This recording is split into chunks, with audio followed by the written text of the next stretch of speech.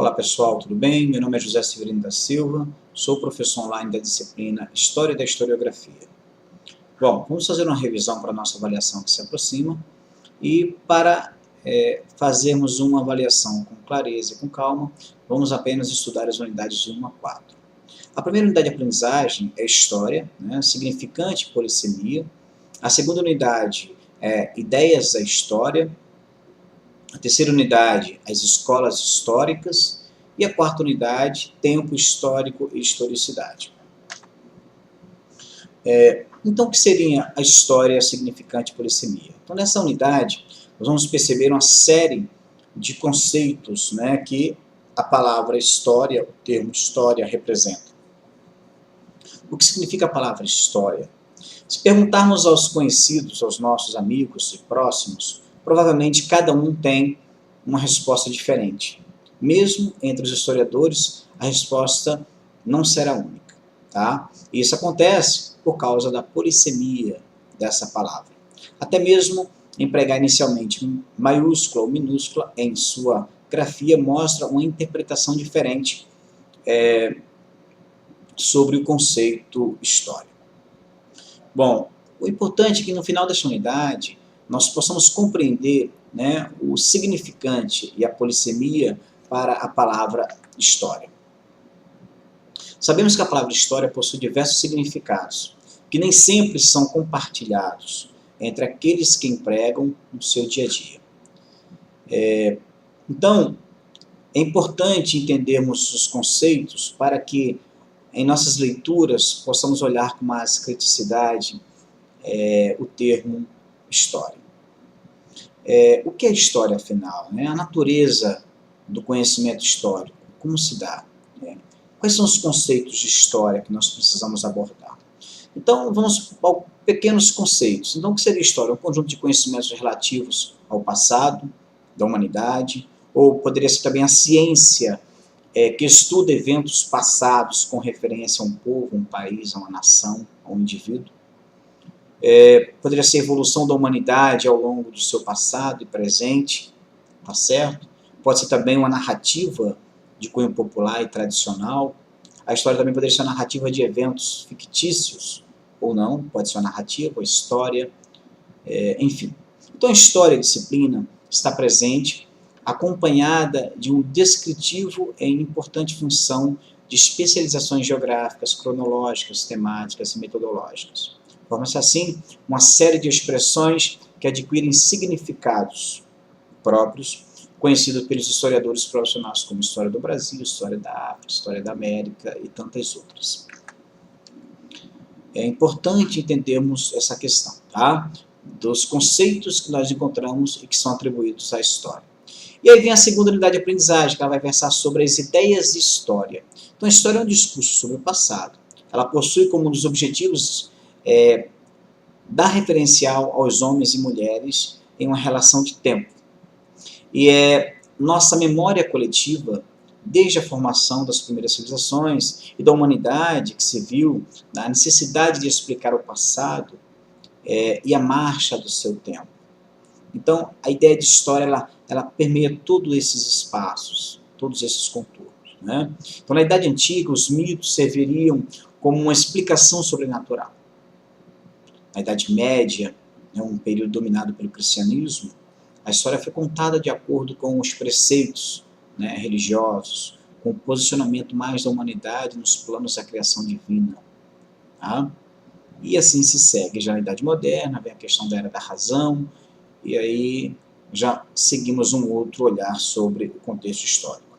E essa unidade nos traz também a possibilidade de conhecermos as diferentes ideias de história ao longo do tempo, e como ela está sendo contada, e como ela foi contada.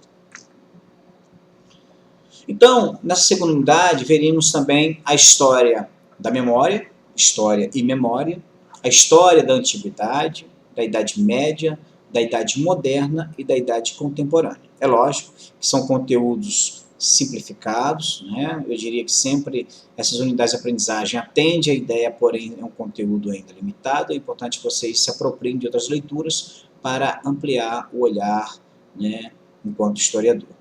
Então o objetivo desta unidade seria compreender as diferentes e as diferenças entre o mito e a filosofia, né, durante a história da humanidade, não só durante a Antiguidade.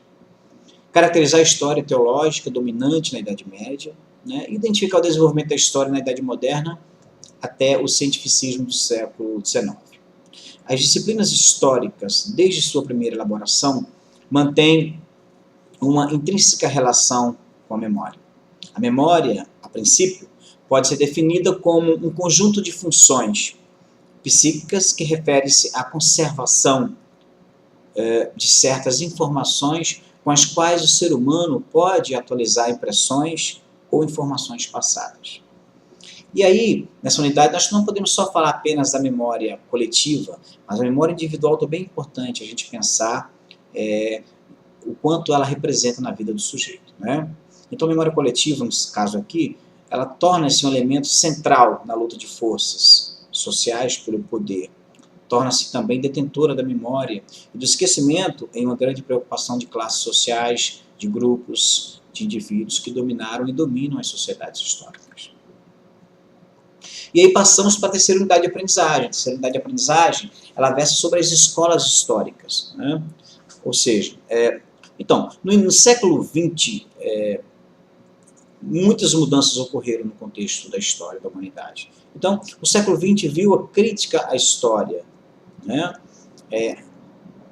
acontecer por parte dos próprios historiadores profissionais. Por exemplo, Marc Bloch e Lucien Lefebvre fundaram a Revista dos Análises e defenderam que o historiador é um homem do seu tempo.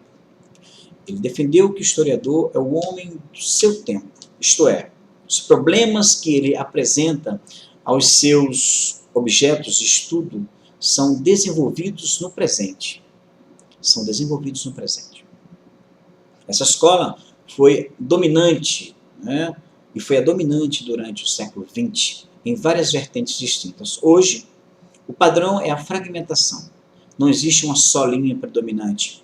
Pelo contrário, várias foram desenvolvidas na pluralidade das abordagens, né, e é o que define o século XXI. Todas elas se inspirando com mais ou menos intensidade nas escolas abordadas.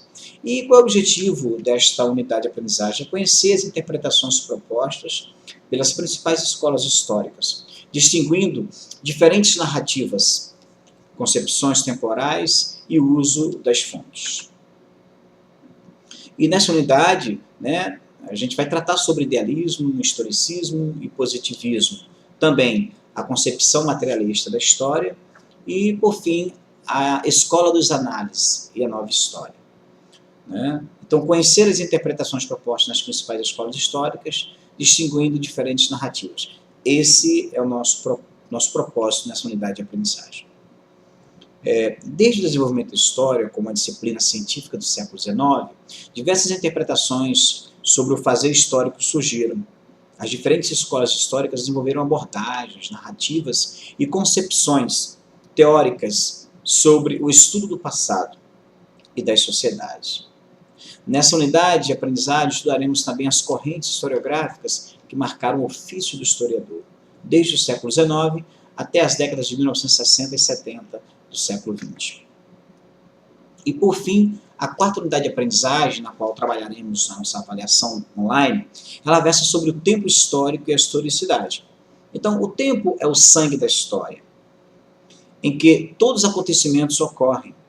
Durante todo o processo histórico, várias formas de contar o tempo foram usadas, principalmente as relacionadas com o tempo natural. Então, nesta unidade, discutiremos as diferentes formas de ver a passagem do tempo e como dividimos em partes menores para compreender a transformação social. Isso toca diferente no trabalho do historiador, que deve utilizar abordagens sincrônicas e diacrônicas para analisar as rupturas e permanências em sua determinada época. Então, o historiador deve ainda estar atento aos diversos ritmos da passagem do tempo na sociedade humana, evitando ao máximo o maior pecado para o trabalho historiográfico, que é o anacronismo. Tá certo?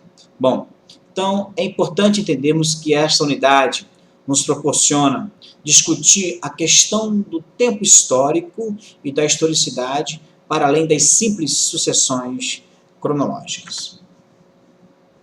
E, enfim, o que veremos nessa unidade? O tempo histórico versus o tempo da natureza, as rupturas e as permanências, a historicidade e os ritmos diferentes.